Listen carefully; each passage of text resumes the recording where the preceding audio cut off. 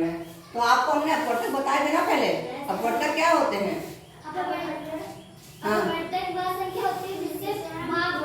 हाँ, किसी भी संख्या में हम भाग दे पाओ उसको हम अपवर्तक कहते हैं। जैसे हमने यहाँ संख्या लिखी हुई है और ये हमारे अपवर्तक है। तो 2 में हम किससे किससे भाग दे सकते हैं? 3 के अपवर्तक क्या है? 4 में, 5 में, 6 में, 7 में, 8 में, 9 में,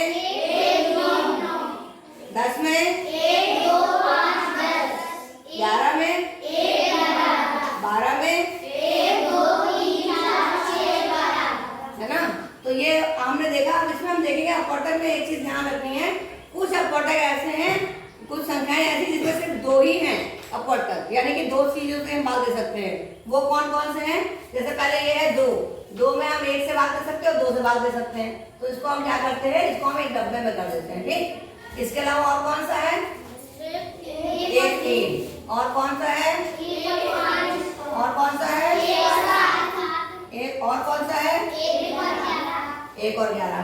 तो आपने ये ध्यान दिया है कि इस जितनी भी संख्या हमने डब्बे में लिखी है उन सब में जो संख्या है वो 1 से कट रही है और अपने आप से कट रही है ना। जैसे ये 2 में हम 1 और 2 से भाग दे पा रहे हैं, 3 में 1 और 3 से, 5 में 1 और 5 से, 7 में 1 और 7 से, और 11 में 1 और 11 से, ठीक है। तो हमें ये इन संख्याओं को हम कहते हैं अभाज्य संख्या, ठीक। तो जैसे हम अभाज्य संख्याओं पे आ जाइए, वे संख्याएं जो 1 और स्वयं से विभाजित होती हैं अभाज्य संख्या कहलाती है। इनके सिर्फ 2 ही गुणनखंड होते हैं। जैसे कि 3 बराबर, 3 को हम अगर गुणा करें, उनको तो तोड़ेंगे गुणनखंड तो 1 और 3 आएगा, 2 को तोड़ेंगे तो 1 और 2 आएगा, 5 को तोड़ेंगे गुणनखंड में तो 1 और 5 आएगा, ठीक है। तो आपको ये समझ में आ गया अभाज्य संख्या क्या होती है।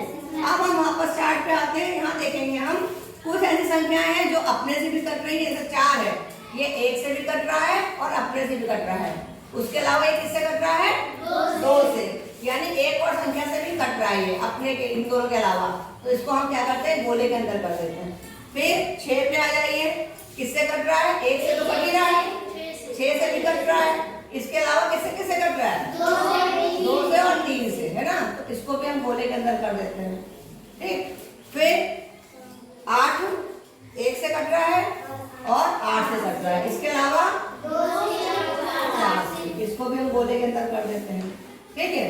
फिर 9 1 से और 9 से, उसके अलावा ये 3 से भी कट रहा है। तो इसको भी हम डब्बे में कर देते हैं, गोल डब्बे में गोलाकार कर देते हैं इसको। फिर 10 जो है वो 1 से भी कट रहा है, 10 से भी कट रहा है। इसके अलावा किससे कट रहा है? 2 से और 5 से।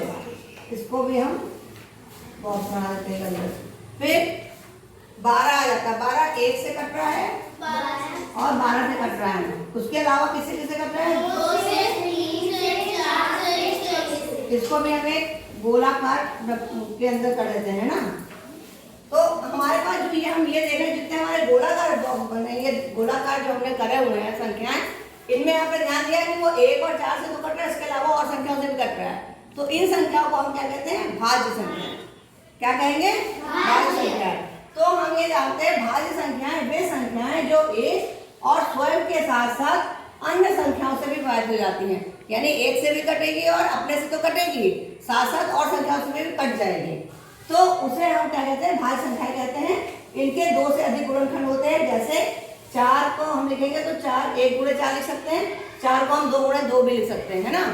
इसी तरह से 6 है तो 1 गुणा 6 लिख सकते हैं, 2 गुणा 3 लिख सकते हैं। फिर 12 को हम 1 गुणा 12 लिख सकते हैं, 12 को हम 3 को 4 से गुणा करेंगे तब भी 12 मिल जाएगा, और 2 को हम 6 से गुणा करेंगे तब भी हमें 12 मिल जाएगा। तो इनके गुणनखंड 2 से ज्यादा होते हैं, ठीक है। तो अभाज्य संख्या के गुणनखंड कितने होते हैं? अभाज्य संख्या के गुणनखंड कितने होते हैं? सिर्फ 2। और भाज्य संख्या के गुणनखंड क्या होते हैं? 2 से ज्यादा। ये याद कर लीजिए कि अभाज्य संख्या में हमेशा गुणनखंड 2 होंगे और जब 2 से ज्यादा होंगे तो वो संख्याएं भाज्य होंगी। तो भाज्य अभाज्य समझ में आ गया आपको? सवाल कर लेंगे इसके।